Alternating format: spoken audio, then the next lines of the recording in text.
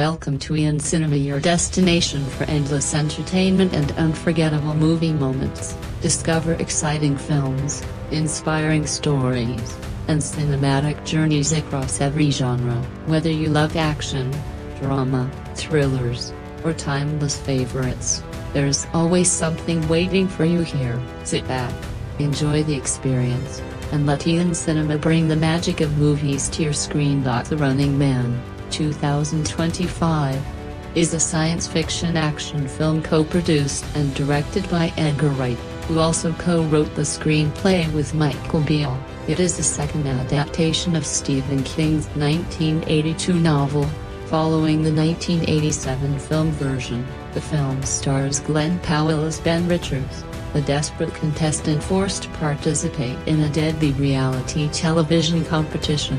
The cast also includes William H. Macy, Lee Pace, Michael Cera, Amelia Jones, Daniel Ezra, Jamie Lawson, Sean Hayes, Colman Domingo, and Josh Brolin. The Running Man premiered at Odeon Looks Leicester Square in London on November 5, 2025. Before releasing in the United Kingdom on November 12 and in the United States on November 14. Distributed by Paramount Pictures, the film received mixed reviews from critics and earned $69 million worldwide against a production budget of $110 million. Plot set in a dystopian near future, the United States is controlled by the network, a powerful authoritarian media corporation that dominates society through propaganda and entertainment. While most citizens struggle with poverty and limited access to health care, the network keeps the public distracted with brutal reality shows and violent game programs. The most popular show is The Running Man, hosted by Bobby Thompson. The competition offers 3 contestants a chance to win $1 billion if they can survive for 30 days while being hunted by the network's 5 elite killers, known as Hunters. Led by the mysterious Seven Kun, along with ordinary citizens encouraged to join the chase. Each contestant receives $1,000 and a 12-hour head start. They must record and broadcast their daily activities, or they lose their prize money while remaining targets of the hunt. Ben Richards, a working-class man living in the poverty-stricken Co-op City, is struggling to provide for his 2-year-old daughter, Kathy, who desperately needs flu medication. After being blacklisted for his involvement in union activism, Ben has few options left. He auditions for the network, hoping to join a safer entertainment program, but he is unexpectedly selected as a contestant for The Running Man alongside Tim Yansky and Jenny Laughlin. Network executive producer Dan Killian convinces Ben to participate by promising protection for his family, a safe place to stay, and an advance payment to cover Kathy's medical needs. When the deadly game begins, Ben uses disguises and travels toward New York City. While hiding in a hotel, he watches the live broadcast of one of the hunters killing them.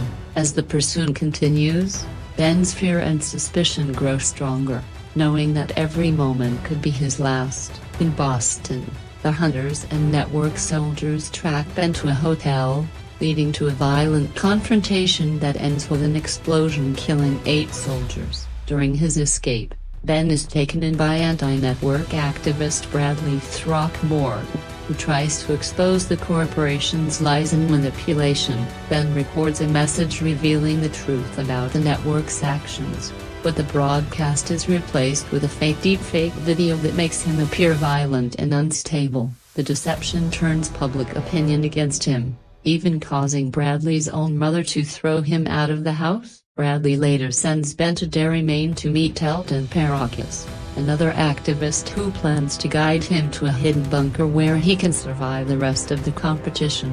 However, after Ben prevents Elton's mother from alerting authorities, Elton betrays them and activates deadly traps as revenge for his father's death.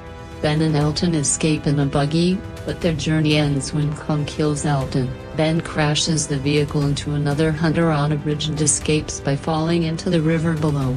With Jenny killed, Ben becomes the final remaining contestant. His incredible survival begins inspiring support from ordinary citizens, especially the poor and working-class people who see him as a symbol of resistance against the network.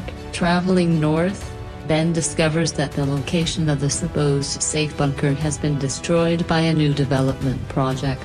After escaping surveillance drones, he steals a passing car and takes its wealthy owner, Amelia Williams, hostage. However, Amelia soon realizes the truth about the network after witnessing how the corporation uses manipulated deepfake broadcasts to control public perception. Understanding Ben's struggle, she agrees to help him fight back against the system. After reaching an airfield, Ben and McComb escape by taking off in a jet bound for Canada. During the journey, Killian contacts Ben and offers him a deal: become the network's newest hunter and receive his own show if he kills McComb and the remaining runners.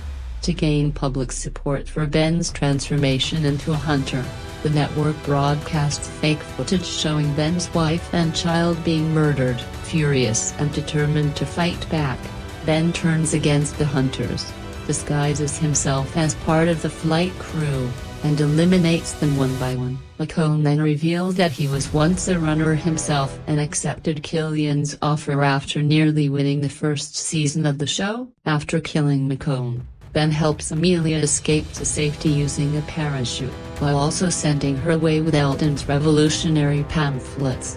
Killian later gives Ben one final opportunity to accept his new television show during a live broadcast. Instead, Ben uses the platform to call on viewers to rise up and hunt down Killian and the corrupt network executives.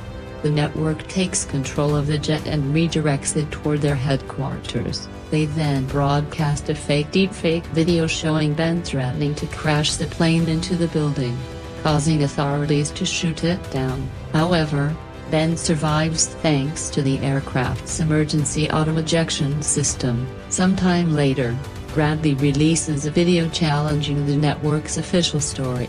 He reveals that the plane's black box was recovered and contained an unaltered recording of Ben's conversations with Killian, exposing the network's lies and inspiring a widespread rebellion. Ben becomes the symbol of the revolution and reunites with his family, whose deaths had been staged by Killian as part of the network's manipulation. As a new season of The Running Man begins, Bobby realizes that the audience has turned against the show and quits, forcing Killian to take over as host.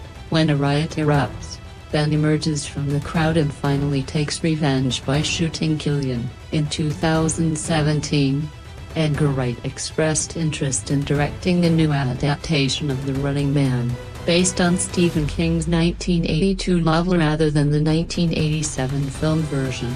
Wright, who had been a fan of the original novel since his teenage years, considered it a dream project and was disappointed by the earlier adaptation starring Arnold Schwarzenegger. After producer Simon Kinberg learned about Wright's interest, he contacted him and invited him to join the project. In February 2021, Paramount Pictures officially announced that a new film based on King's novel was in development. Wright came on board as director and developed the story with writer Michael Beale, who later wrote the screenplay. Unlike the previous movie, this version was planned as a much more faithful adaptation of the novel. Kinberg and Audrey Chon were announced as producers through Kinberg's Genre Films, alongside Nira Park from Wright's production company Complete Fiction. In April 2024, Glen Powell was cast in the lead role. Powell revealed that he contacted Arnold Schwarzenegger, who gave the project his full support. Additional cast members were announced over the following months. Domain Entertainment joined as a co-financier with Paramount Pictures. Principal photography began in the United Kingdom on November 4, 2024. Filming took place across several locations, including London's Canary Wharf and Wembley Stadium, where a major action sequence was shot. Production also moved to Glasgow, with scenes filmed at locations such as the SEC Armadillo, OVO Hydro, and Anderson Center. Additional footage was captured in Bulgaria. Filming officially wrapped on March 28, 2025. The film was edited by Paul Nicholas, marking his fifth collaboration with Edgar Wright. Industrial Light Magic handled the visual effects, while Stephen Price composed the musical score, reuniting with Wright after previously working on The World's End, Baby Driver, and Last Night in Soho. Marketing and release. The first footage from The Running Man was shown during Paramount's CinemaCon presentation on April 3, 2025. The presentation featured Edgar Wright, Glen Powell, and Colman Domingo introducing the footage. The first trailer was released on July 1, 2025. Featuring a remix of Underdog by Sly and the Family Stone. Powell also promoted the film by appearing with social media influencer Ashton Hall in one of Hall's popular morning routine videos, which ended with Hall watching the trailer in a private theater. On October 10, 2025, a special panel was held at New York Comic Con featuring Wright, Powell, and Lee Pace. Attendees were shown 12 minutes of exclusive footage along with the new trailer, which was released online 3 days later and featured the remix of Don't Bring Me Down by Electric Light Orchestra. An advanced screening took place on October 28, 2025, at the Paramount lot. The event was attended by several filmmakers, including Joe Dante, Walter Hill, Ryan Johnson, Gareth Edwards, Joseph Kosinski, Barry Jenkins, Jordan Peele, The Daniels, and Phil Lord and Christopher Miller. Powell later appeared through a video message on the 12th episode of The Challenge, Bits and New Threats, where he introduced a daily challenge inspired by the film. The Running Man premiered at Odeon Looks Leicester Square on November 5, 2025. Followed by its American premiere at AMC Lincoln Square on November 9. The film was released theatrically in the United States on November 14, 2025. It was originally scheduled for November 21, then moved forward to November 7 before being shifted to its final day to avoid competition with Predator: Badlands. The film began streaming on Paramount Plus on January 13, 2026. And was released on DVD and Ultra HD Blu-ray on March 3, 2026. Reception as of January 12, 2026. The Running Man had earned approximately $38 million in the United States and Canada, along with $32 million internationally, bringing its worldwide box office total to around $69 million. Released alongside Now You See Me, Now You Don't and Keeper. The film was expected to earn between $23 million and $25 million during its opening weekend, after earning $1.9 million from Thursday previews. It opened with $16.5 million and finished second at the box office behind Now You See Me, Now You Don't. On Rotten Tomatoes, the film received positive reviews from 61% of 304 critics, with an average rating of 6.1. The site's consensus described it as a movie that spiritedly sprints through grim source material, praising its energy while noting that it did not fully reach Edgar Wright's usual standard for inventive action. Metacritic assigned the film a weighted score of 56 out of 100 based on 52 critics, indicating mixed or average reviews. Audiences surveyed by CinemaScore gave the film a B+ grade on an A+ to F scale, matching the score of the original 1987 film, while its audience recommendation score stood at 58%. Chris Klimek of The Washington Post called The Running Man a bloody hoot in a 3.5 out of 4-star review, praising Edgar Wright's direction, the performances, and the film's fast-paced style. Matt Zoller Sites of Roger.com gave the film 2.5 out of 4 stars, writing that the relentless pace creates enough of an adrenaline rush to carry the movie beyond questions of logic and plausibility. He also noted that the fast-moving action prevents viewers from examining the film's worldview too closely and, in his opinion, that may actually work in the movie's favor. Owen Gleiberman of Variety considered the remake an improvement over the 1987 Schwarzenegger version, although he felt its dystopian themes were not particularly fresh or powerful.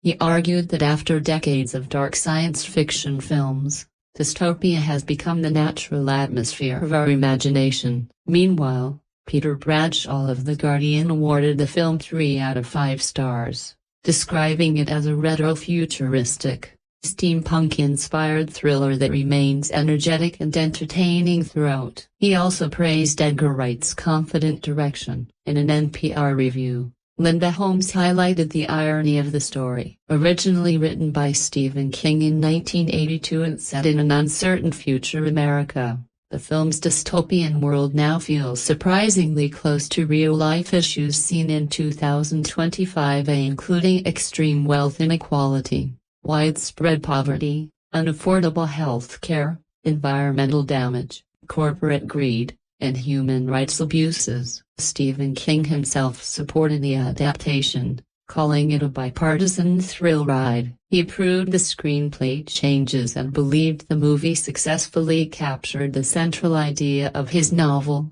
a man being hunted through the real world rather than simply competing in a fictional game. As a longtime Stephen King fan, I have read The Running Man several times, and it remains one of my favorite stories. It is a dark and intense tale about survival, determination, and society's obsession with violent entertainment in an unequal dystopian world. While the 1987 Schwarzenegger film added a more exaggerated and comedic tone, it actually adapted the story better than many people give it credit for.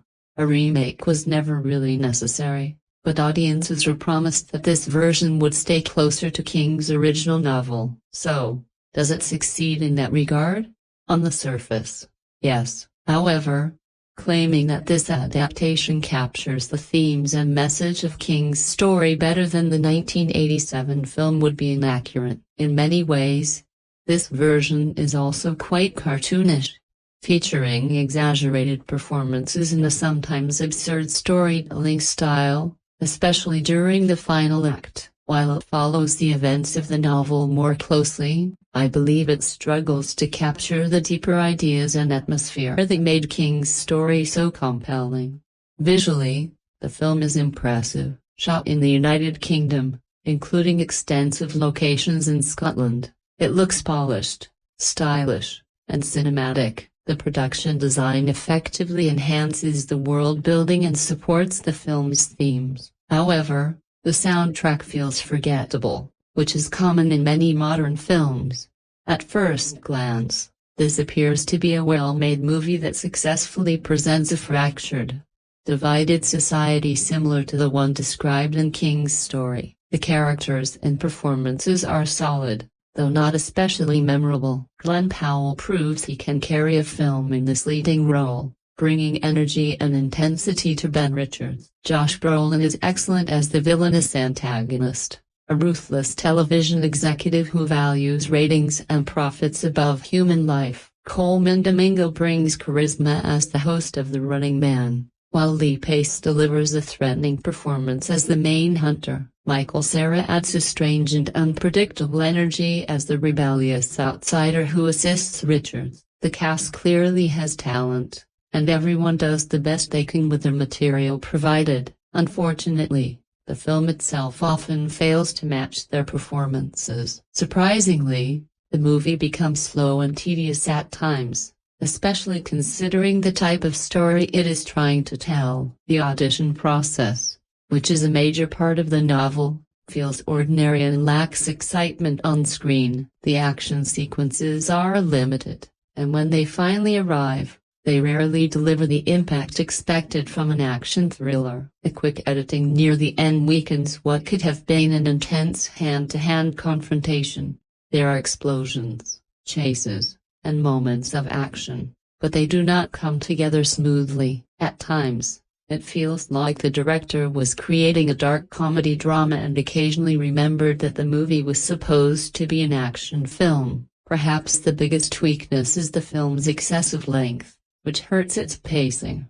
The Running Man already has strong social commentary, and it does not need nearly 2.5 hours to explain its message. The themes are obvious, yet the movie stretches them far beyond what is necessary. With a runtime of 133 minutes, the film could have benefited from tighter editing. The Michael Cera character could have been removed completely, while Daniel Esri's role could have been expanded since he already served a similar purpose in the story. The repeated reminders that Richards is fighting for his wife and daughter also feel unnecessary. In King's novel, he leaves them behind when he enters the game, and they are not a constant focus afterward. The story is ultimately about Ben Richards and how his mission changes throughout his journey. Once Richards enters the competition, there is little reason to keep returning to his family. The focus should remain on his transformation and his fight against the system. Would I recommend this movie? Not particularly.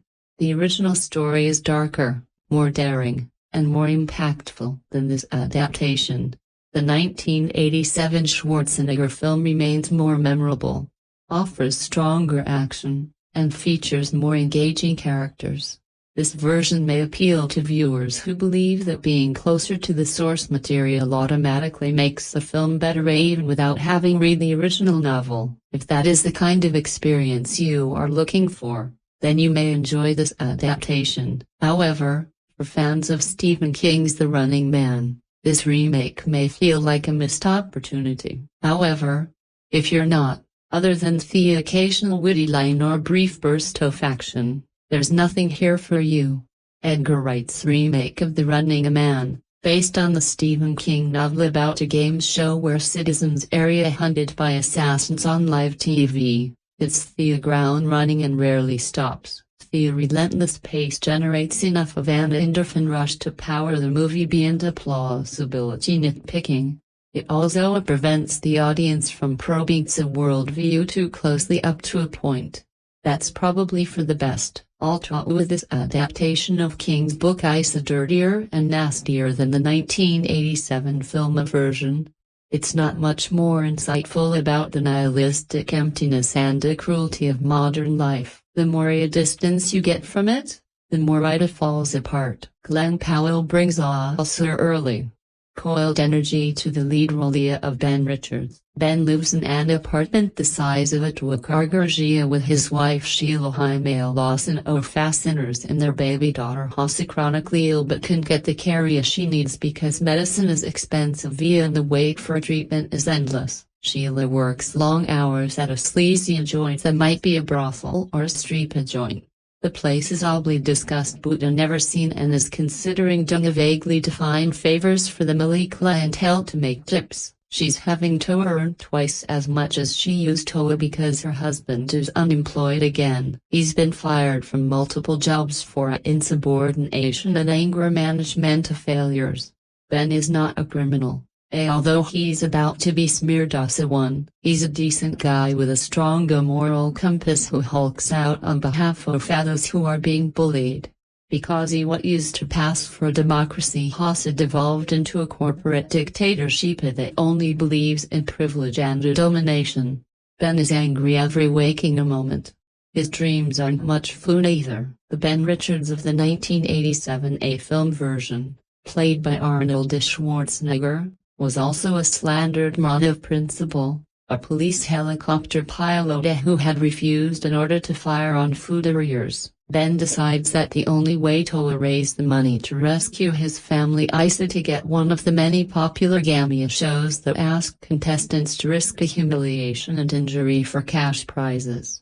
The only show Ben promised Sheila he would audition for is the one with the largest music payout, The Running Man, in which trios of runners have to cheat death for 30 days while hiding within the general population. Hosted by a glamorous dandy named Bobby T. Colman Domingo, The Running Man is a rigged game that hasn't had a winner yet. Drone cameras track the runners' progress while hired assassins Nona.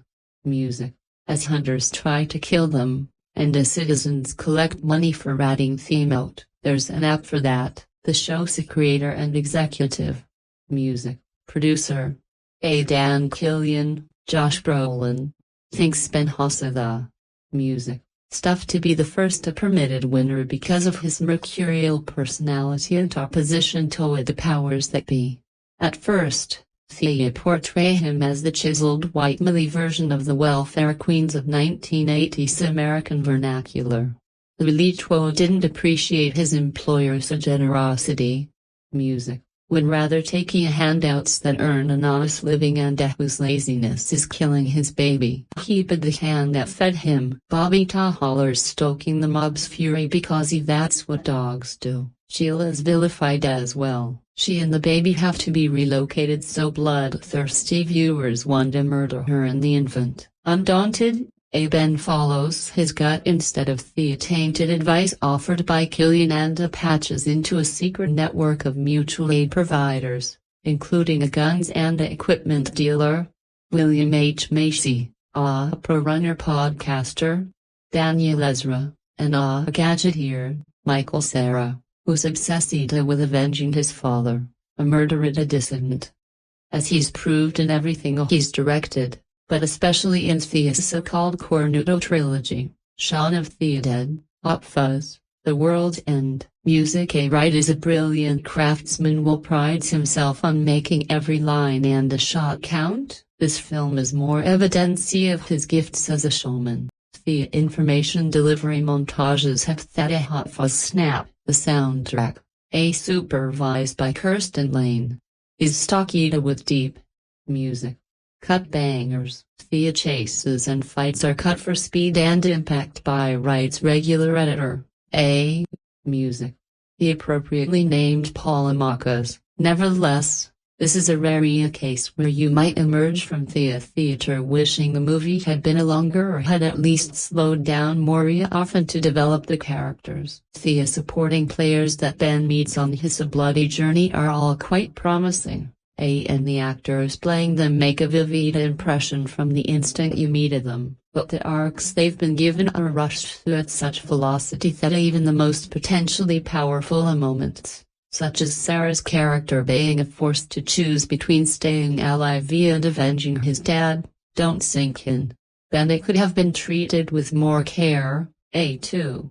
The character is a wisecracking, earthy, sarcastic, borderline anti-hero of a type that Bruce Willis might have played brilliantly a quarter-century ago, and his constant seething aggravation is a reliable source of humor. But he's defined by 2 or 3 emotions at best. Which gets, music tiresome. An actor with the iconic heft of Willis or Schwarzenegger, Ozzy a cartoonishly vivid screen persona Maddie nuance unnecessary, might have drawn the audience more deeply into Ben's headspace anyway, and made it easier to overlook what's not there. Powell's good, but he's got a long way to go before he can carry a wildly imperfect film on his shoulders. Where the 1987 film unfolded mainly on lurid soundstages, music, and a playing field of neon-lit wreckage, Wright, who co-wrote the script with Michael Bielska, Pilgrim vs. the World, music situates the remake in a more technologically advanced but ethically degraded version of reality, the vision of plenty that music. Us produced movies used to sell us the Americana dream is a shabby illusion here, only that everyone sees through, including the powerful cynics who resell it to the masses to distract music them from the fact that they're in this awful predicament because the economic system is rigged so that prosperity only flows upward. The citizenry works itself to exhaustion and lives in constant fear of going broke and ending up homeless. The poor wait in endless lines for food. Ben says the happiest day of his life was when his daughter tasted ice cream for the first time when our number came up half the park. The Running Man strives for topicality and proclaims its support for a living wage. Affordable, adequate medical care, affordable housing, union protections, and legal accountability for governments and corporations that abuse the public trust. Parts of it have the sting of cheerfully grotesque TV ads, news reports, and propaganda clips in the original The Running Man and Paul Verhoeven's RoboCop and Starship Troopers, all of which were set in a societies bereft of kindness and virtue. But it all feels a bit too calculated to plug into the zeitgeist, for all its impressive retrofitted production, music, design and filmmaking a prowess. Its vision of humanity is a desperate, ignorant mob, save for a few good apples, undermines the idea that things could be better if enough people stand up to power and get the truth out through ad-style printed scenes. Yes, really, there's no compelling evidence on screen that the huddled masses that the script is so concerned with are truly moved and edified by watching Ben's rebellious acts and anti-capitalist slogans on TV, or if music he's just their latest shiny object of a distraction. If the movie didn't evidently want to be seen as more than a mere escapism, none of this would be an issue.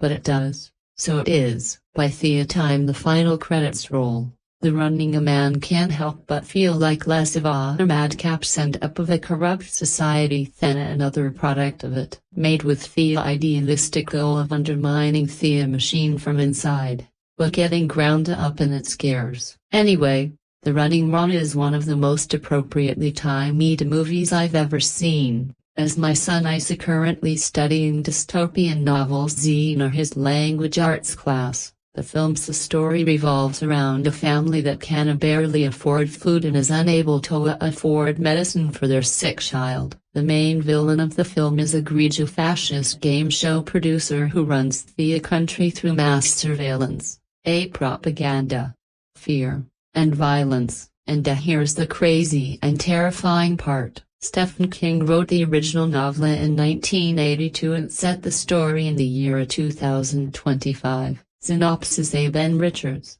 Glen Powell, badly needs money. He keeps getting fired from jobs over anger issues. His wife is working a double shift at a dive, and his very young daughter has the flu and needs real medical attention. In desperation, Ben decides to audition to be on any of the sadistic game shows put on to distract people by feeding their bloodlust. After tryouts, Richards, along with two others, is selected for the most lethal and most lucrative game, The Running Man.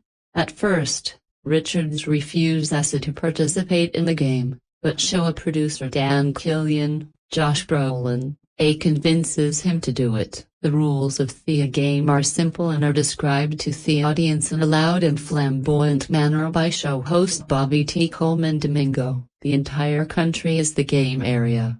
If Ben can avoid being killed for 30 days, he wins $1 billion. For every day he survives, he wins money for his family. For every hunter or hunter's minion he kills, he wins cash for his family. To prove he's still alive every day, he has to film himself for 10 minutes and drop the tape in a drone mailbox. Trying to kill him is a team of hunters employed by the network as well as literally every person in the country, because anyone can earn rewards for snitching on Ben's whereabouts or outright murdering him. And just about everyone tries, like with The Long Walk of 2025. I've been waiting decades for an adaptation of The Running Man, and I mean a faithful adaptation.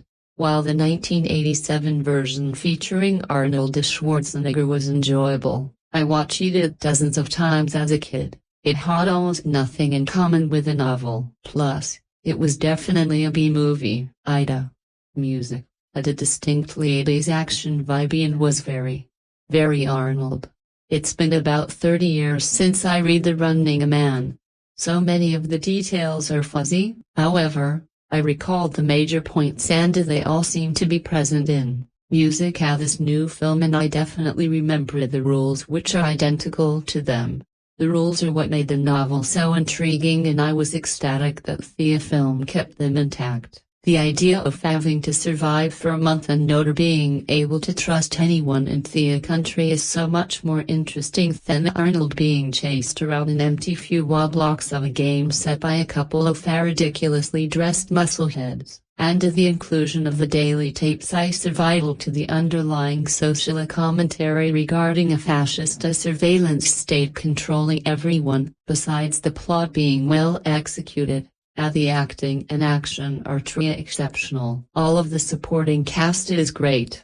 There's a great early scene featuring William H. Macy barking at Powell's Richards. There's an excellent murder funhouse scene with Michael Cera having a ton of fun as a revolutionary. Pace delivers a superb portrayal of a headhunter who is both menacing and clearly ringing in the joys of murder as a game, and Colman Domingo hits the perfect amount of over-the-top every time the show cuts to him in the studio. Then there are the two unequivocal stars of this film. Brolin's Killian embodies everything we've come to hate in CEOs. Corrupt politicians, and manipulative salesmen, all done with a fake smile and a pretense that everything is on the level.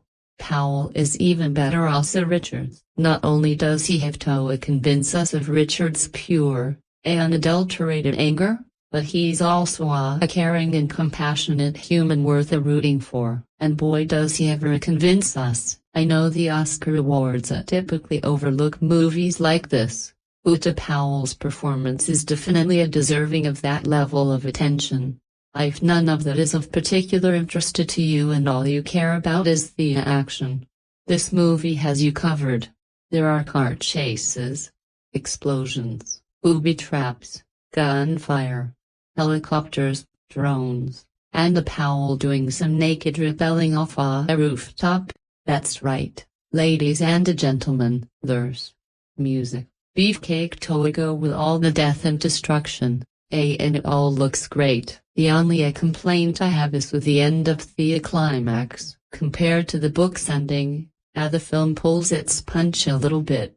That's not to say the end of the film is so bad. In fact, it doesn't stray off that much from the book's finale. It simply doesn't have the same impact as the book's ending. However, it doesn't alter the overall quality of the movie. Not only did my son and I really enjoy it, but my son even started rattling off the dystopian elements in the film, including music. The 2025 part. Ben Richards did not want to be the next Running Man. Don't worry, he tells his 2-year-old daughter. Dad's not that crazy. Yes, if he won the television competition, the payoff would be astronomical. A cool $1 billion new dollars. Cash like that it would do more than buy medicine for his sick little girl. It set his family up half for life. They could move out of the slums. His wife Sheila could quit her okay job as a high-class hostess. Money like that, it changed everything. But no one wins the Running Man. No one. The losers. Well, they die. And most screaming as America cheers. However, the government-operated network offers other game shows, 2 shows that might hurt or maim but won't necessarily kill. And since Ben can't get a job, since the music, he was blacklisted for essentially being a whistleblower. These shows feel like the only financial lifeline that Ben has. I get on one of these. Our daughter gets the meds, Ben tells Sheila, and reluctantly, Sheila acquiesces, but before Ben leaves for tryouts, she exacts a vow. Promise me you won't get on that show? Ben promises and walks out at the door, but the network's execs have different ideas. Ben's strong, fast, and most importantly, angry. Unquestionably the angriest man to ever try out for any one of our shows. A staff psychologist tells him, well, that takes me off, he tells her. And the network, music, just can't let all that rage go to waste, right? Network's Dan Killian brings Ben into his office. He smiles across the desk. You have what it takes to go the distance, he tells Ben, to survive all 30 days. That'll earn him his billion. And even if Ben doesn't survive, he can take solace in the fact that his family will still be well taken care of. Music. Every die Ben survives comes with cash. Every goon Ben kills earns him a bonus. Kill one of the game's ultra elite hunters, A cool $100,000 lands in Sheila's bank account, so Ben signs, despite all his promises, and the promise of an easier life for his wife and daughter overcomes all doubts. Killian smiles even wider. He knows Ben is ratings gold. Push the right buttons and Ben will make the perfect made-for-a-TV villain whom people will love to watch die. Killian can see the narrative now. Ben's a scumbag. A thug. A drain on all society. Get Ben to scream into the camera. Viewers will scream for his blood. Ben Richards. Music. Does love via his family. That much is painfully obvious. He's willing to sell his life to buy them a brighter future. Ben would love to get a real job, too, alas. He's been blacklisted for insubordination. And how did he get that black mark on his record? By reporting dangerously high radiation levels that endangered the men under his charge. He was swiftly given the boot because doing the right thing is not rewarded in this dystopian version of the United States. He helps several people both before and during a Running Man tryouts, and we're treated to some quick flashbacks where he did the same during his job. Once the game begins, Ben's altruism is largely by necessity curtailed, but he does convince a woman that he's not really the bad guy in the Running Man. And Ben soon becomes a source of inspiration for a good chunk of the country's forgotten and downtrodden, perhaps setting in motion an opportunity for real positive change, though as we'll see that opportunity comes with some issues too. Ben disguises himself as a blind priest when someone asks Ben if he'll go to hell for using a condom with his girlfriend. Ben says that the guy might go to hell if he doesn't use one. Ben jokes that a Catholic relative had any children and felt like he was 30 every day of his life. A street preacher stands near a sign that says, "Christ the Redeemer damns you to hell." A contestant goes to a place called the Holy Grail Casino, a den of iniquity festooned by massive crosses on the outside. Someone turns a wall-mounted cross upside down to reveal a secret panel. We hear someone wishing Othra Godspeed.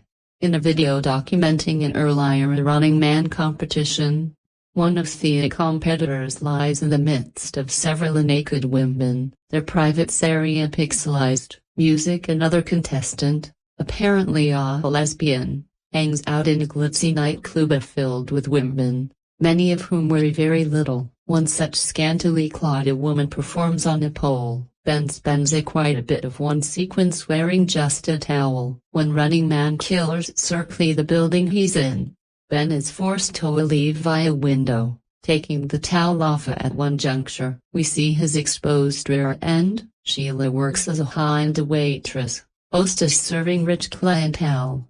While the movie doesn't give us her exact job description, we know through a conversation that she's expected to play nice with the sometimes grabby customers. Killian suggests to Ben that Sheila is a prostitute. When Killian sees that it's a tender issue for Ben, he plays up that angle in Ben's introduction of the contestant. The audience sees Sheila in a variety of facetious poses as the show's host. Bobby Thompson suggests she's a lady of loose morals. Ben is one of 3 Running Man contestants. The other 2, music, visit Killian's office and leave it with a glass of champagne in one hand and a beautiful escort on the other. Both contestants, one male and one female, flirt with those female escorts as they head to the elevator. When Ben is offered the Sammy treatment, he has a clipped 2-word response: "I'm married." Some girly mags show up on screen, though I don't think we see anything critical. We see Ben in underwear. A contestant flirts with a store clerk. The Running Man, both the fictional show and the real-world movie, is predicated on violence. Contestants are the prey of the show's hired hunters. But if regular viewers spy a contestant and dispatch him or her, they learn a small bounty for themselves. A couple of young vigilantes receive a lifetime supply of breakfast cereal, for instance. Of course, if those vigilantes get in the way of the people paid to kill contestants, they might find themselves in a body bag, too. Dozens of people die here, thought would perhaps the grossest deaths. Music, taking place in past Running Man seasons, which we see on video. One man gets caught in a bear trap and then has his head squashed between two swinging logs. Another woman is shot in the head with an arrow, pinning her corpse against a tree. Most of the deaths are more pedestrian for an R-rated actioner. Several people are shot in the head, a blood spattering and pouring, others area peppered with bullets, still, others die in explosions. At least one of which is triggered by the victim's own hand. The character is emulated by a pair of flamethrowers. Music, and others die by a fire as well. People are stabbed, a plane is shot down via a missile, presumably killing whoever might have survived on board. Innocent. Music, people, including at least one child, are attacked and apparently gunned down. Two vehicles slam into each other, only filled with explosives. The other man hit by a doomed driver. A car/motorcycle chase culminates with two motorcyclists getting run over. A man confesses. Music, after suffering bloody torture. Someone stabbed in the stomach. Uta survives. People hit and kick each other. Ben slams his fist into a protective glass, telling the man behind it that if he mentions Ben's daughter again, no glass will protect him from being choked out. Ben grabs shock sticks by the working end a couple of times. Clearly a painful but not permanently a damaging experience. Explosions rock several scenes. In another game show, a man runs on the sort of hamster wheel. When he can keep up, he falls off and down several feet, lying apparently lifeless on a glass floor. We see an advertisement for a beverage called Liquid Death, Murder That Thirst. Music, its tagline reads, a Running Man contestant spends her last night in a raucous club where we see a great many people drink. Later, she brags to the camera, don't drink and drive unless you're good at it. Sheila gives her daughter something to help her feel better. Ben laments that they can only afford drugs that relieve her symptoms, not ones that address the disease itself. We meet another family in much the same boat. A mom injects her cancer-riddled daughter with painkillers because the family can't afford relic treatment. In a brief scene, music, we see people standing in a line. A green neon drugs sign hanging on the brick wall beside them. Characters drink a champagne and beer. Killian smokes a cigar. A sick man seems to vomit a beta while standing in line. He collapses on the floor shortly thereafter. The movie's dystopian United States looks like an awful place filled with a government surveillance and a great deal of social inequality. The Running Man game show becomes a springboard for the society's have-nots to rebel, igniting a violent class struggle. Killian, head of the United States' nearly all-powerful network, openly mocks his predecessors and their efforts to inject entertainment with some sort of morality. People just want to be entertained, he tells Ben, just like the Romans of old. And as he brings his newest star to the Running Man stage.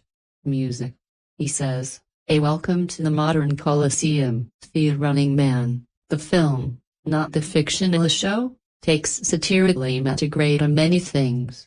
Music, and some enthusiast critics feel right on. One of the most popular shows in this futuristic world, it looks like a vapid ripoff of the Kardashians or a Real Housewives series. Videos can be manipulated at will in this world, pushing into our society's own real-world uncertainties over artificial intelligence, deep fakes, and what can truly be trusted. Killian's The Running Man show is a masterclass of age manipulation, twisting the lives of its contestants to fit into neat narratives. The contestants are flat-out evil, full stop.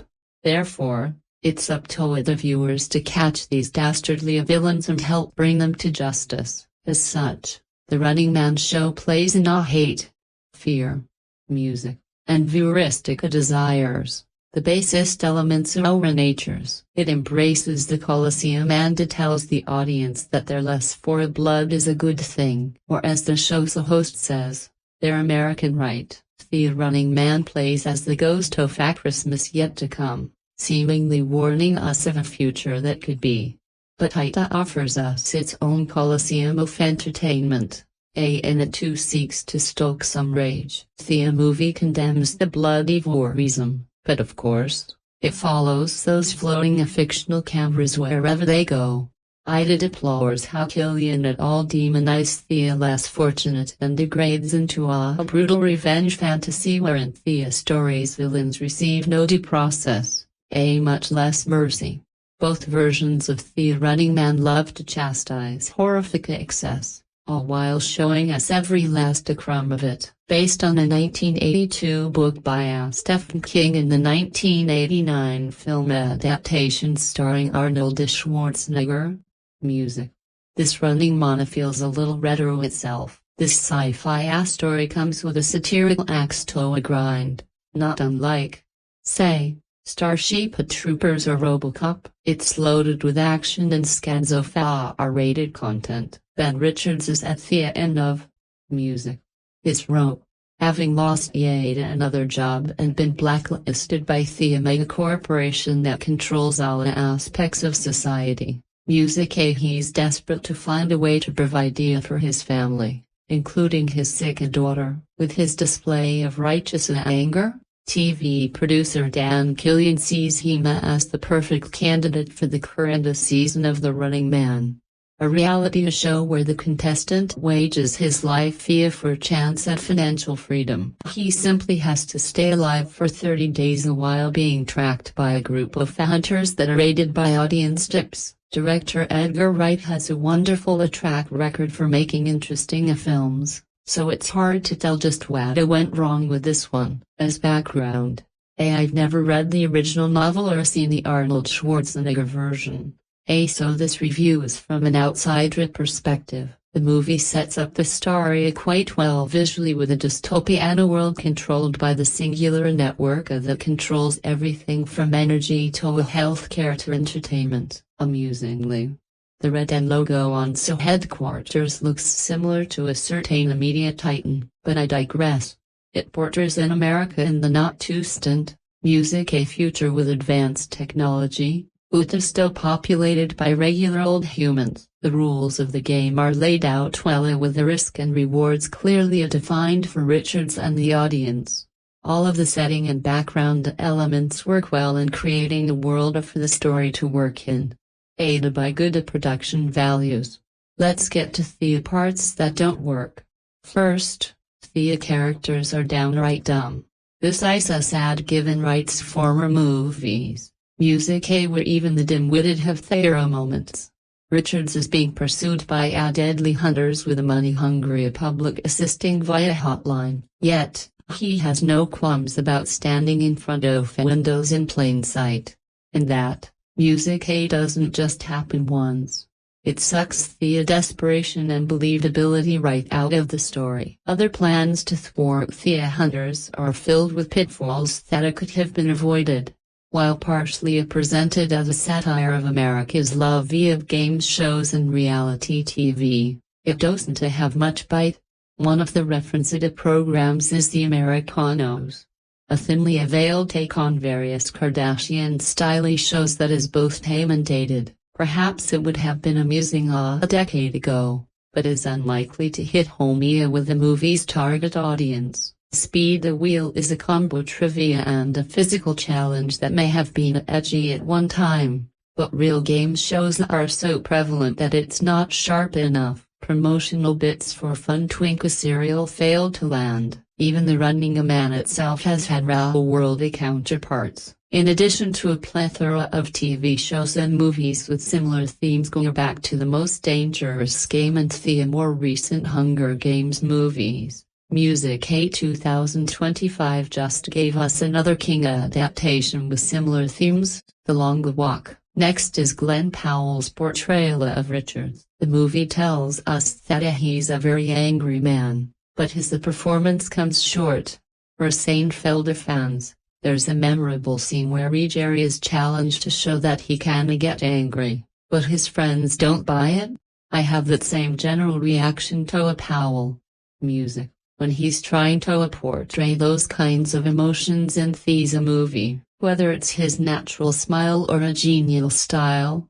Music. He just doesn't seem to be the right choice for the role, making his decisions feel like too much of a stretch.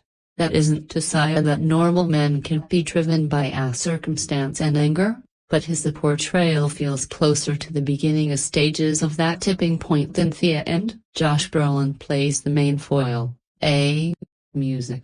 Network executive Dan Killian, giving him a manipulative edge, friendly on the outside, but inwardly always a scamming. You want to like the guy, but to know he can't be trusted. Other notably appearances are Colman Domingo as the show's charismatic host, setting up different scenes with tension. Music and Martin Hurl as the nerdy Tim, a fellow contestant. The cast is so large that they have to share screen time, so they don't have much of a chance to really stand out. One of the aspects that plays a role in the movie is the use of deepfake footage, which will become more relevant in the near future than any other themes in the movie. While not prominently featured, it does show the danger of having reality be whatever the creator wants it to be, music, which could have deep-reaching consequences. While shot digitally, there's a large amount of artificial grain or noise to the image. I couldn't find any information for the choice, but assume it was to give a retro dystopian feel to the picture. Aiding that is the overall look of the movie that features lots of murky drab scenes. Even outdoor shots are typically filmed with overcast skies, and in the early or late hours, you won't find an abundance of golden hour shots, which is understandable due to the subject matter and themes. Sometimes it's simple to find the differences between the 4K disc and the standard music Blu-ray counterpart, but it could some hunting to find them with the title. Some of the scenes are meant to look like video, with one showing the footage projected on a wall, which will inherently look messy. The overall drab tone and artificial grain obscure some of the higher definition picture, but some still stand out. There's a red signet that treats Boston that appears to be made of single lights on the Blu-ray, but the 4K reveals that each light is actually composed of smaller light segments. There were also occasions where the glint of light off of objects displayed more contrast, detail, music and color than on the Blu-ray.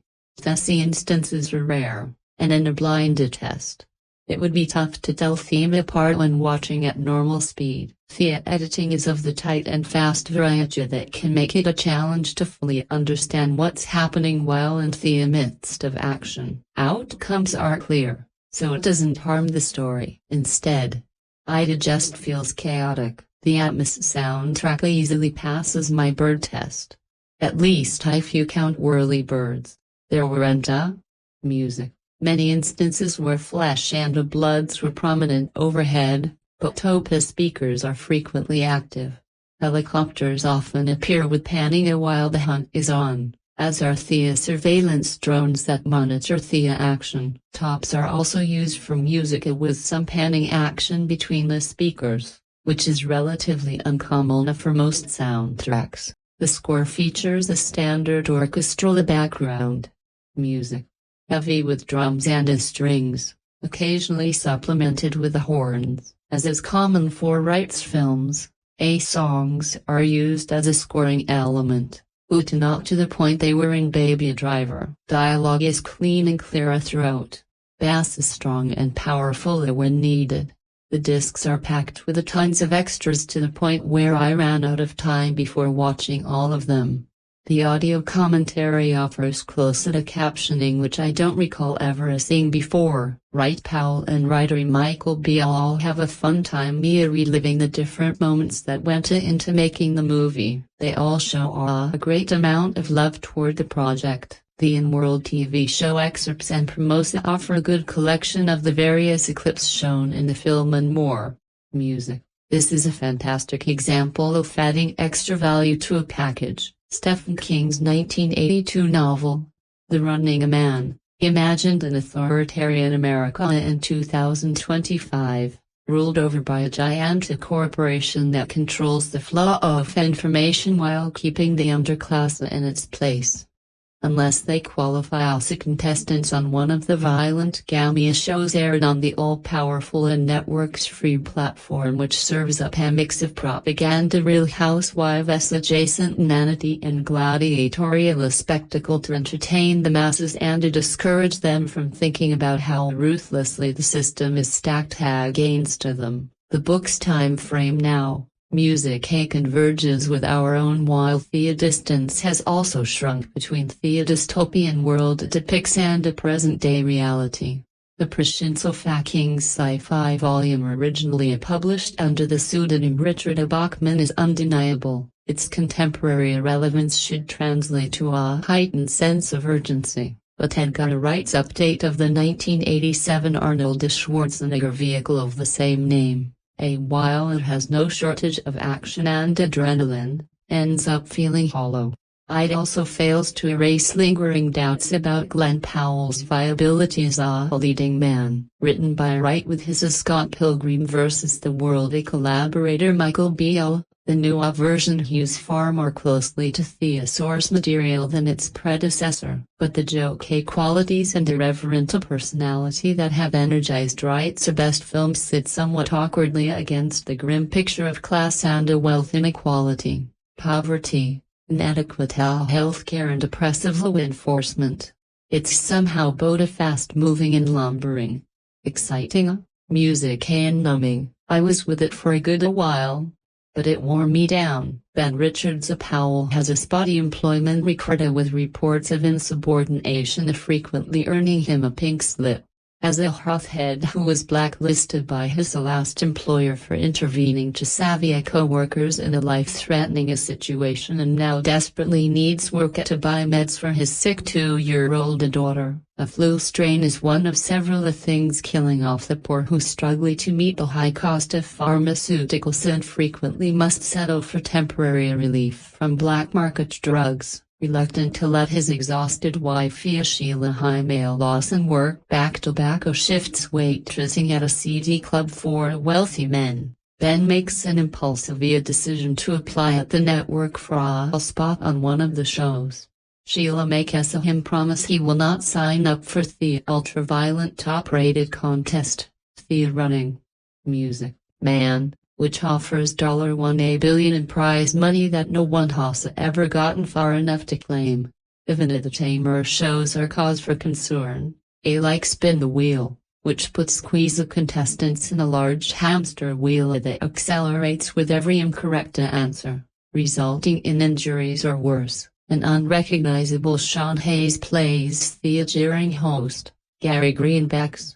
The long snaking lines of people cooing to apply suggest that half the country is in a similar position to Ben, struggling to provide for their families, but his quick temper gets him fast-tracked upstairs to undergo rigorous physical and mental aptitude tests used to decide which show is the best fit for each potential contestant. Naturally, Ben qualifies for the Running Man along with punky queer daredevil Jenny, Katie O'Brien, music and scrawny goofball Tim Yansky, Martina Hurley, clearly earmarked for early elimination. Later, it's explained that contestants are chosen according to music, through different character types. The hopeless dude who usually lasts less than 48 hours. The negative man who just wants it to go out in a blaze of glory. And the self-explanatory final dude. It's no hard to guess who's who in Ben's group. Determined to honor his promise to Sheila, Ben rejects the selection offer, but network head and Killian Josh Brolin making a colorless villain prove as persuasive. He uses music, intimate knowledge of Ben's personal situation to make the show seem his best chance of getting his family out of slumside. Ben is told during the selection process that he's the angriest man ever to audition and assured by Killian, Will prides himself on his nose for talent, That he has what it takes to go the distance. The distance in this case is 30 days, during which the contestants must stay alive while being pursued by a kill team known as the Hunters, led by the fearsome masked and Pacia wasted. Unlike the 1987 film in which the endurance test took place within a sprawling confined space, the arena here is the entire fictional co-op city and beyond, with the contestants' faces plastered on every screen. The television studio serves as the Coliseum, with a live audience whipped into a frenzy and shrieking for blood willy following the action on the jumbo screen. The folks at home are also encouraged to play for cash prizes through the Recruit and Report program, in which anyone besides a contestant can become an informant. The popular host of The Running Man is Bobby T, played to the hilt by Colman Domingo, a slick showman whose commentary is both unctuous and sadistic. He takes special delight in writing the contestant bios that paint them, music as depraved villains, which is pure fiction. Having waded through the elaborate setup and established the stakes with his customary jazzy energy and sharp visuals, Wright then slips into an episodic rut. Ben manages to stay one short step ahead of the Hunters despite some very close calls. There's a road feel to the action as he hops a train first to New York and from there to Boston. He gets help along the way from various citizens running their own resistance campaigns to thwart the exploitative network and expose the corruption. Molly William High, a crotchety underground anarchist supplies Ben with disguises and fake IDs. Cool-headed Radical Bradley, Danielle Ezra aka the Apostle, who posts incendiary anti-establishment videos, and a dedicated rebel Elton Michael Sarah provides a safe house for Ben but proves an unpredictable ally. Sarah reuniting with his Scott Pilgrim director and writer gets laughs from the live-weary subversive music, for whom the thrill of taking out a law enforcement goon squad outweighs the risk. But the secondary characters generally are not sufficiently developed to leave much of an impression. That also includes Sheila and Amelia. Music: Amelia Jones, a realtor from a privileged background, taken hostage by Ben in a carjacking. Music, which ends up opening her eyes. That leaves an awful lot resting on Powell's shoulders. He's the engineer in just about every scene, and his hard-driving physicality suggests the influence of Tom Cruise's mentorship, not least in a climactic sequence on a plane with a lethal crew. But Powell has more easygoing charm than blinding charisma. He throws himself into the bloody, brutal action, music, and the ferocious determination of Ben, but he lacks the certain spark to make the character a standout everyman hero. Even if his endurance and his refusal to bow to Killian's demands turn public opinion in his favor, Powell is a good sport about playing along with his hot hunk persona in a scene during which the Hunters descend on Ben in a dive hotel just as he's on his way to the shower, rapid only in a low-slung towel, which of course falls off. But don't get too excited. That's where the careful and noirish lighting comes in. The actor's most memorable performances remain in Top Gun, Maverick, and Richard Linklater films. Everybody wants to summon Hitman. Perhaps the real disappointment is that this is more of a journeyman effort from Wright than usual, without the rickety momentum and clockwork precision of Baby Driver or the dazzling style and enveloping mood of Last Night in Soho. If music, you missed the other four Stephen King properties adapted for the screen in 2025, you still have time to catch the fifth with Edgar Wright's latest, The Running Man, based on the novel by the same name. Music. This movie manages to disguise a very direct message about propaganda and wealth inequality as a popcorn blockbuster with varying degressive success. Music. Ben Richards, Glen Powell, is angry and with just cause. His baby girl is sick with the flu. Because of his work trying to start a unions to combat unfair wages, he is blacklisted from many jobs. In order to try to save his daughter and make a better life for his family, he decides to audition to participate in The Running Man, a barbarous game show where a runner must try to escape during the hunters for 30 days for a chance at $1 billion. The Running Man is the second story this year in which a dystopian future offers a wealth to game show contestant who must survive impossible odds. But where The Long Walk was a thoughtful examination of this topic. The Running Man leans into the game show aspect of it. Music. With Edgar Wright creating a film that manages to force you to take your medicine, but while Glen Powell swings from the side of a building in a little towel. This is a really fun movie that at times feels a bit out of sync with its message. A man's daughter is dying because she has a fever and can't access the health care that she needs. So, let's watch him blow stuff up and wear disguises. Music. To try to earn enough money to save her. That is absolutely the point of The Running Man, but it doesn't change the fact that Ida can feel only dissonant. What pulls this together is the commitment of the cast.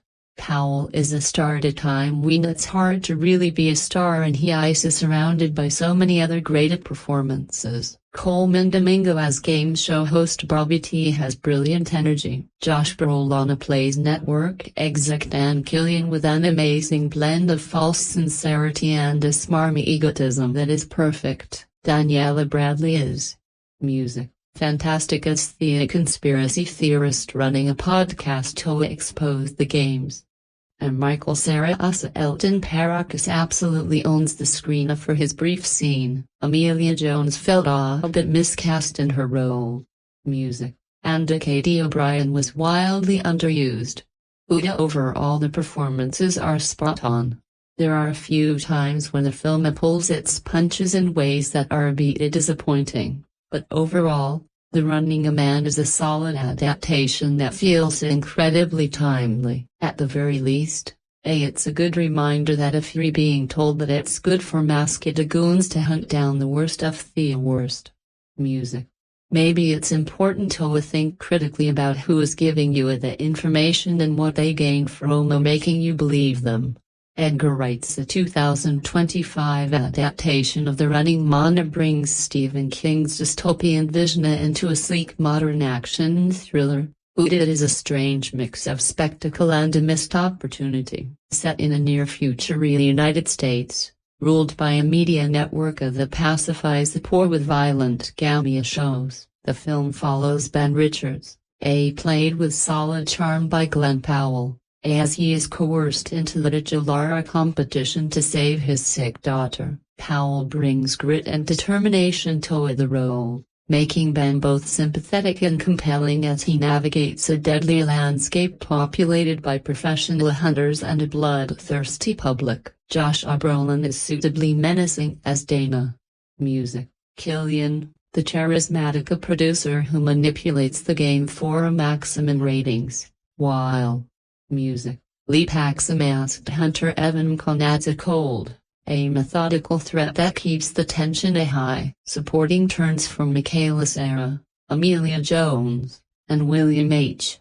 Lucia provide light relief and a touch of humanity amidst the carnage. The film is undeniably entertaining. Wright delivers some spectacular set pieces from explosive firefights in Boston to high-speed chases through New York and tense sequences in isolated bunkers. Cinematography and visual effects are impressive, giving the world of The Running Man a polished, futuristic sheen.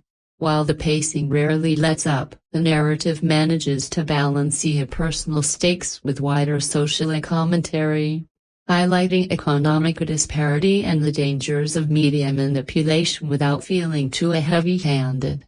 There is a satisfying arc in Ben's journey, culminating in a final confrontation that provides a clear sense of justice and catharsis. But there are drawbacks. The film lacks a memorable dialogue or quotable lines, and music. The villains, really competent, feel flat compared to the over-the-top antagonists of the 1987 A version. Much of the humor and camp that made the original film so endearing has been removed, leaving a more serious but also more forgettable tone. The insertion of modern political commentary sometimes feels forced, undermining the otherwise thrilling spectacle.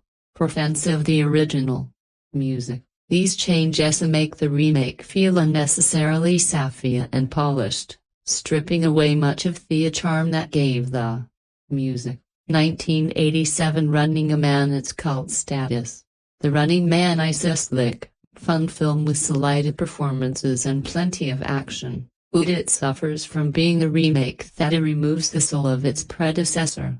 It works as a popcorn movie and is enjoyable in its own right, yet it begs the question of why a modern update was necessary when a wholly original dystopian action story could have delivered the same excitement. There have been plenty of dystopian reality game shows over the past few years, from The Hunger Games to Squid Game, but they were all predated by The Running Man. The original 1982 novel by Richard Bachman, aka Stephen King, was set in 2025, a year in which the world's economy is in ruins and violence is rising. Music. If you can imagine such a thing into this unlikely dystopia, a working stiff named Ben Richards enters the anonymous lethal TV contest where entrants have 30 days to survive being hunted down by assassins, with a vast cash prize the winner. A 1987 film adaptation starring Arnold Schwarzenegger in his beefy pomp was largely unfaithful to the novel, featuring plenty of shiny yellow jumpsuits but very little running. Enter Edgar. Music. Wright.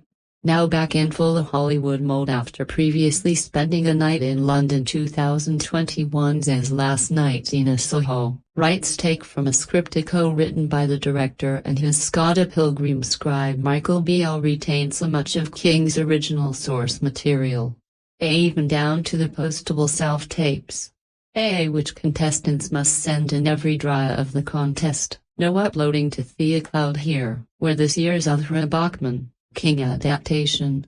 The Long Walk was gritty and contained. The Running Man is world-buildingly expansive, mixing the vast dystopian cityscapes with old-school tech, cathode tube tellies, and VHS cassettes populate this gleaming future. It's a pleasingly retro-futurist approach, but it also serves a narrative purpose. These TVs don't watch you back. Notes William H. Macy's Underground Tinker remotely in a dark nod to the surveillance state Internet of Things that King practically predicted. The result is something akin to a Paul Verhoeven film. He adds urban nightmare of Robocop crossed with the cheekily iconoclastic satire of Starship Troopers. It even has a Home Alone's Kia booby trap sequence. It's Wright's biggest boldest canvas yet. And while it is less funny or flashily directed than his earlier fare, he doesn't miss music chance to remake Americana popular culture or the capitalist horrors it fostered, as King once did, while also nodding to citizen journalists and social media creators. And in Glen Powell's Ben Richards, Wright finds the film's grouchy, punchy, ill-tempered heart. A man with serious anger management issues, but crucially one who knows how to be both strong and kind. He may not be flashing his $1 million smile as much here, but Powell makes another strong case for his leading man, movie star, action heroic credentials. He is in effect, Wright's new Lucas Lee. You can totally see him pulling off the line.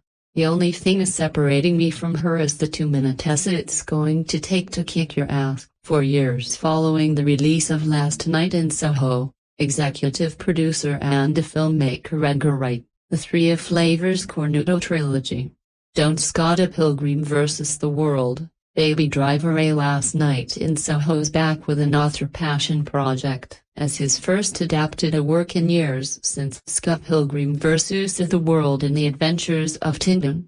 The Running Man is produced as if it were a cinematic blockbuster. This dystopian action-adventure, dark comedy, science fiction thriller is a bag of cross-genre mayhem. That isn't to say that I expect it to reach some sort of major milestone, yet it does appear to be the biggest title that Wright has been attached to after Baby Driver and Last Night in Soho. The Running Man also serves as the second film adaptation of a novel by Stephen King, specifically as his earlier career pseudonym Richard Bachman, to be released in 2025 following Francis Lawrence and J.T. Molnar's The Long Walk. I am beyond awed and pleased at what the filmmaker achieves here. To put it into a perspective, the novel's 1987 adaptation, Music, which starred actionist Arnold Schwarzenegger, felt like he had been given a paper with dotted lines to connect together, only to color the walls in the room and connect the first dot to the last dot. By comparison,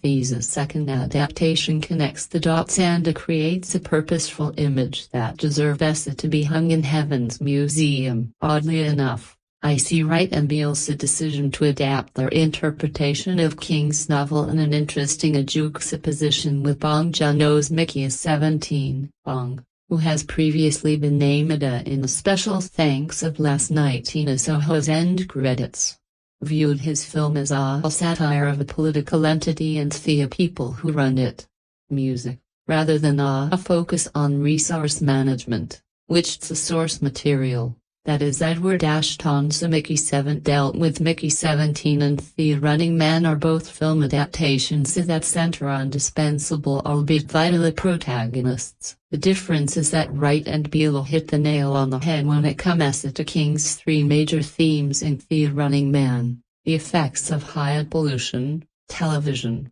music, in the case freebie, replacing printed word, and the games network's corruption and the silencing of the lesser. Seeing that the Bachman novel underwent the writing process from 1973 to 1982, Music, King pretty much hit the nail with Fessy points. 2. The dystopian futuristic North American setting that he establishes is utterly brilliant, and Wright translates everything meticulously, save for minor changes such as removing racial slurs and potential fat phobia here and there. The Running Man is almost an epic at 2 hours and 13 minutes. Its brisk pace fits the titular description and the screenwriter's idea. The novel's 412-page story. I own the 40th anniversary edition into 4 equal acts. I was worried about that aspect given that the hostage subplot at the end took up nearly 40% of the novel.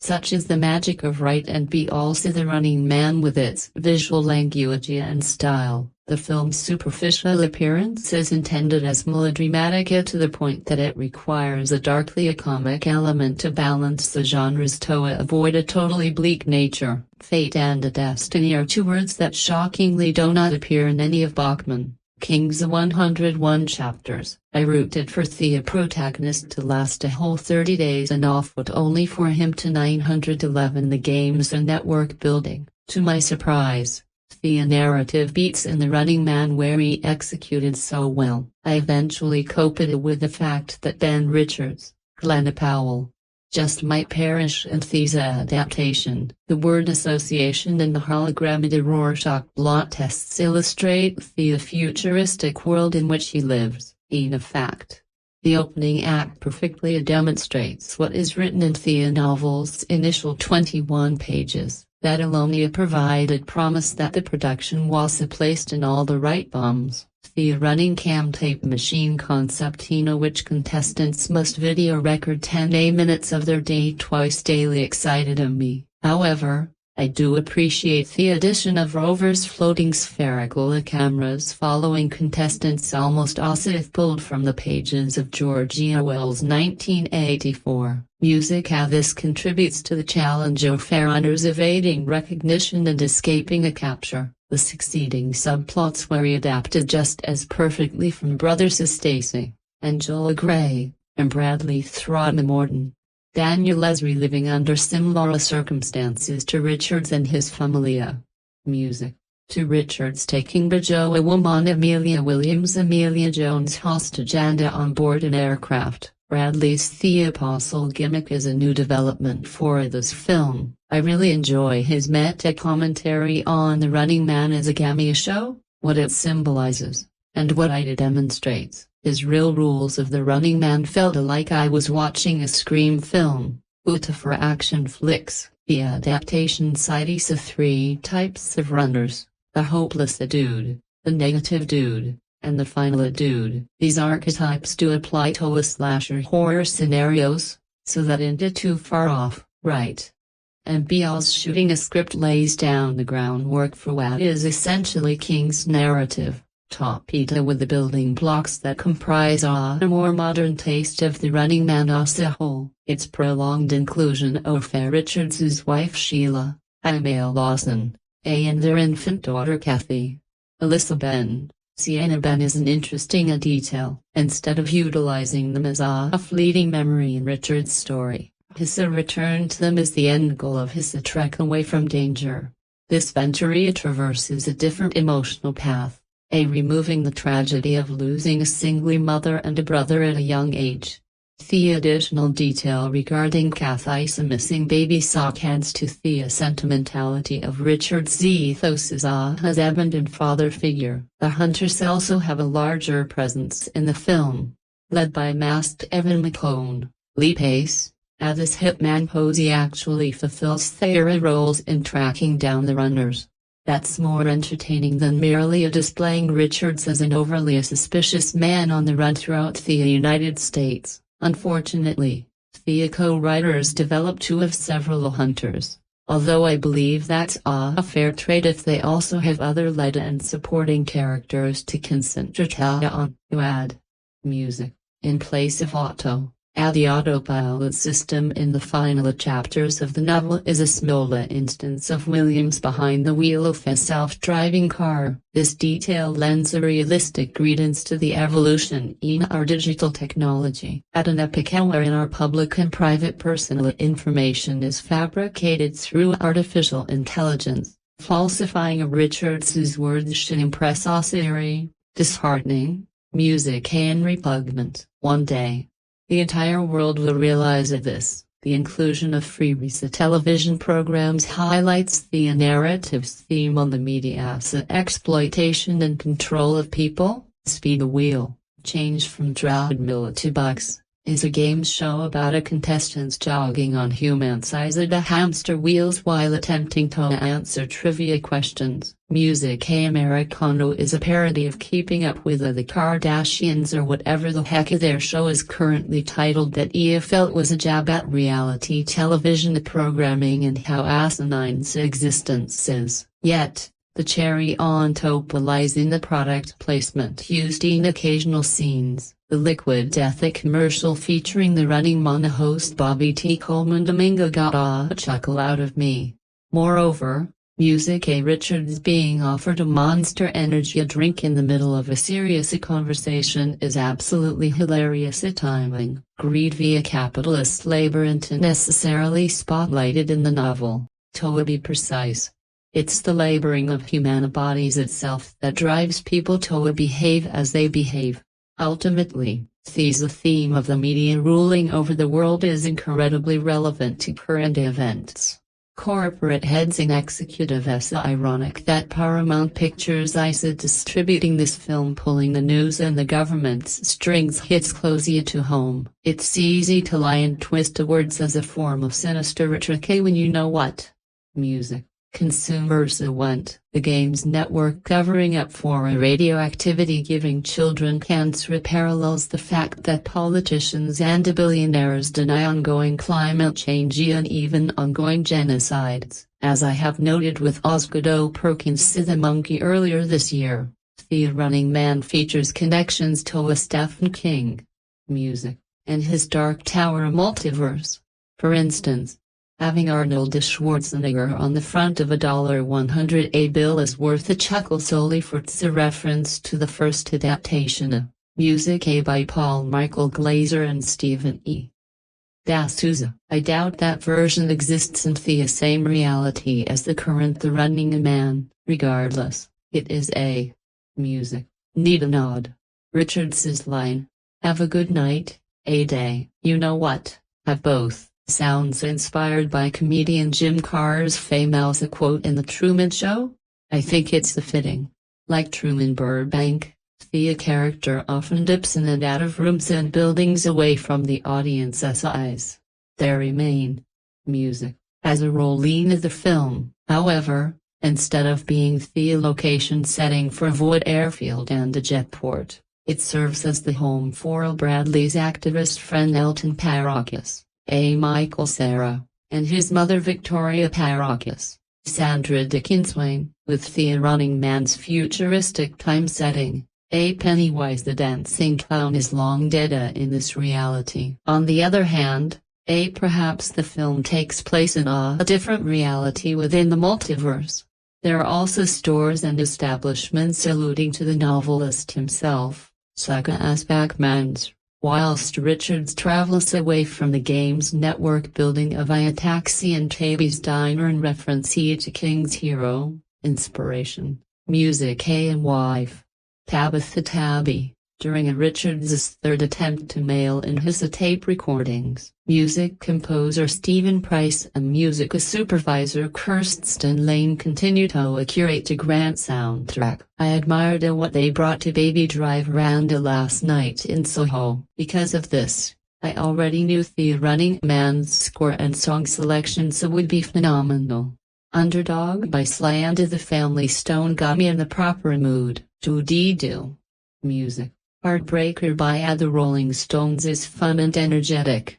Price's action thriller instrumental is freaking good, combined with the song selections. The audio keeps me on the edge of my seat.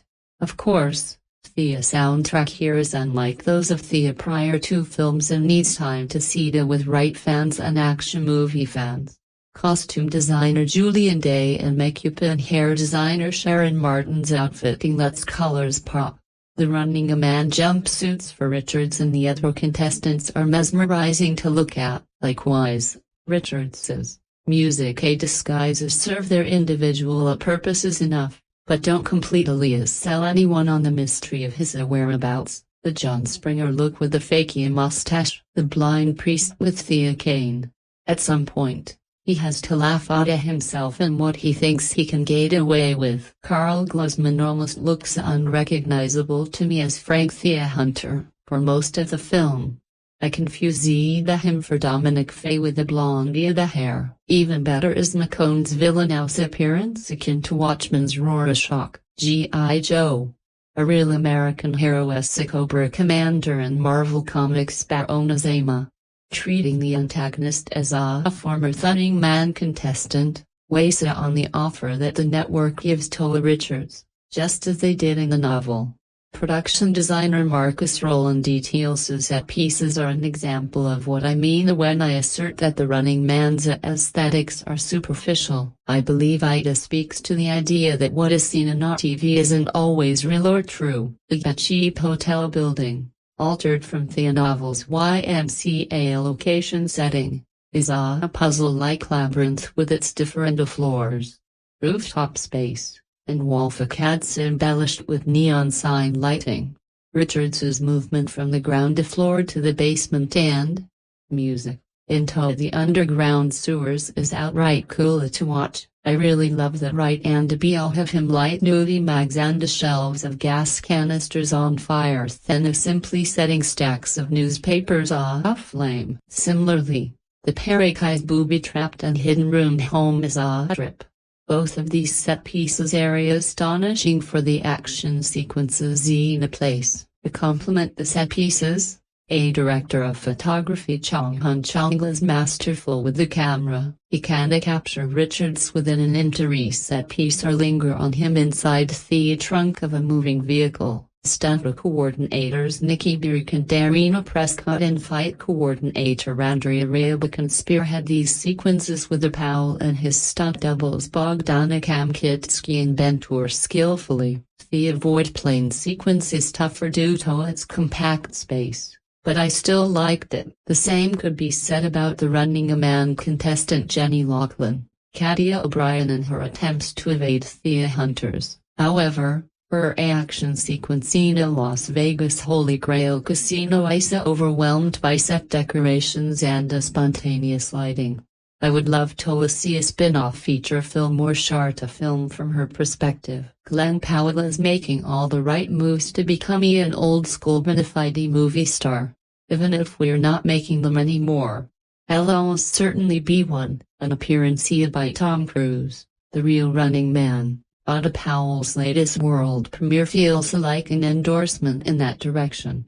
This is in spite of Powell's choices of fast rips, which often involve him obscuring his looks for the plot. Powell is front and center in The Running Man, music, which forces his charisma into the faces of his audience. However, despite the combination of Thea's charming leading man and his visually effervescent director Scott Pilgrim and a Shaun of the Dead's Edgar Wright, the result is a film that feels neutered by ad design, if not compromised by comedy.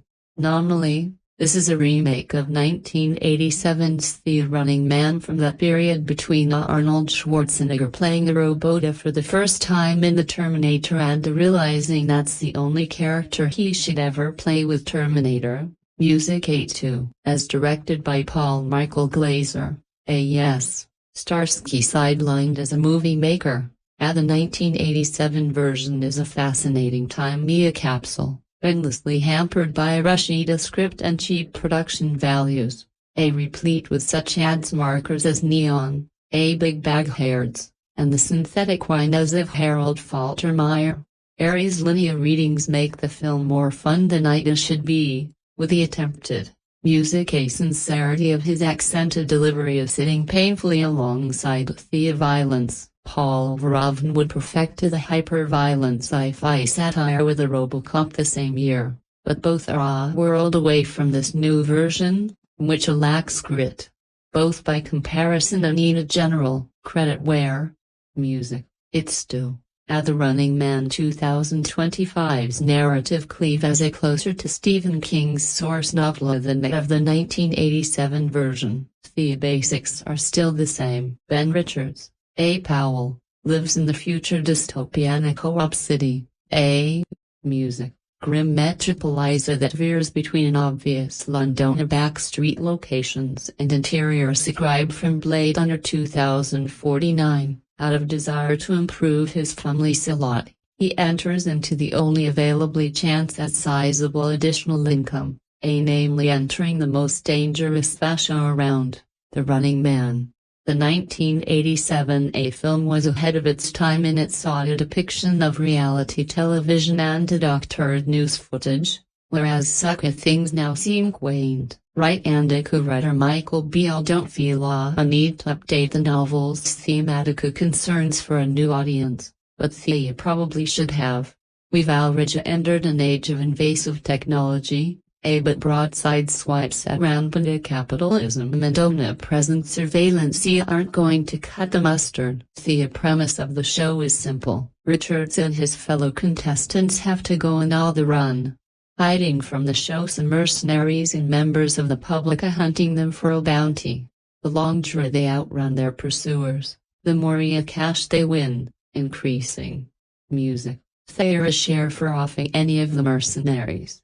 These goons are pitched as a burly lethal threat, but there is a facelessness to them. Their leader, McCone, literally covers his face for about 80% of his screen time and a bloodlessness to the violence that leaves The Running Man looking and sounding disappointingly generic. Wright has used violence to queasily entertaining ends in other films, music. But there is no threat of copious bloodletting here. The action set pieces revolving around Richards escaping his pursuers are edited tightly enough by Paul Mockless, but they lack the extra crunch that the original put alongside its garish looks as a mark of its odd sensibilities. The style that D.P. Chung-Hoon brought to Last Night in Soho is largely absent, as he now bathed every scene in a tedious graze. These choices compound The Running Man's anonymity. In look and mood, it's much closer to the lung-headed remakes of RoboCop and Total Recall than to any of Wright's previous work. with Wright and his crew unable to bring on the pizzazz to the visuals or themes, music. It's up to the cast to do a load of the heavy lifting. Powell is the star through and through, with the camera and a script making sure to accentuate his best assets. A sequence with a towel clot of Powell escaping from a hotel is pure effet nervous. Bring your eyeglasses, ladies. For all his rippling ABS and Sarkiana liners, though Powell is too clean cut for a violent ex-con running for his life. Though that's consistent with the film's lack of edge. And Hez is still likable. There is potential in the through line of Powell's characters if forever hiding their real selves. Uta the running man largely fails to interrogate it. When Richards grabs only of the flying or Camrys that fall out of his movements and screams at it to stop filming him, one has to wonder how much a Powell means it. Stardom is a dichotomy. You have to love being a star. Music, and no matter how much it takes from you, the likability Powell brings to his role extends to most of the supporting cast. From William H. Macy's Disguise and the Weapon Peddler to Katie O'Brien's Fellow Runner to Michael Cera's Conspiracy Note all fill the brief roles offered by Thea. Script with a wink and a smile. Thea villains are the best of the cast, thought would Josh Brolin exudes exhausted contempt. Also string-pulling producer Killian and Colman. Domingo is having tons of fun. Also the velvet-clad and voiced host of Thea Running Man Bobby T. Brolin and Domingo get to have fun in ways that the rest of the cast are denied, which reflects Thea Running Man's ammo, camp, dread, and a bloodshed are in short supply, lest on a broad swathe of the audience be turned off. What results is a product with the edges smoothed off. The action moves at a steady pace, but the film's energy is sapped by its own anonymity. This is especially evident in the butchered climax, which stinks of fairy shoots and studio interference. At the risk of spoilers, the only thing missing is Gonzo showing up to reassure everyone that Tiny Tim survived. The Running Man delivers a high body count, but it rarely creates a genuine sense of loss, fear, or emotional impact. While the film works as a showcase for Glen Powell's rising stardom, it doesn't do much to expand or redefine his screen presence beyond making him look effortlessly charismatic and physically capable. That may be enough for some viewers, but the film could have benefited from a little more intensity, brutality, and emotional weight. Despite its energy and ambition, The Running Man starts losing momentum well before reaching the finish line. In the 1980s, science fiction films often portrayed the future as a terrifying warning of where society was heading. Movies like Blade Runner, Outland, The Terminator, and Escape from New York painted bleak visions of tomorrow. Among those films was The Running Man, adapted from Stephen King's 1982 novel written under the pseudonym Richard Bachman. The story centered on a deadly televised competition, a concept that now feels like a missing link between reality television and the Hunger Games. Released in 1987, the original The Running Man was a larger-than-life Arnold Schwarzenegger action vehicle. Edgar Wright's new adaptation, however, transforms the material into something closer to a modern Bruce Willis-style action thriller. The film's pacing is sharp, its action sequences are carefully choreographed, and its dark humor lands with a precise, almost truthless rhythm.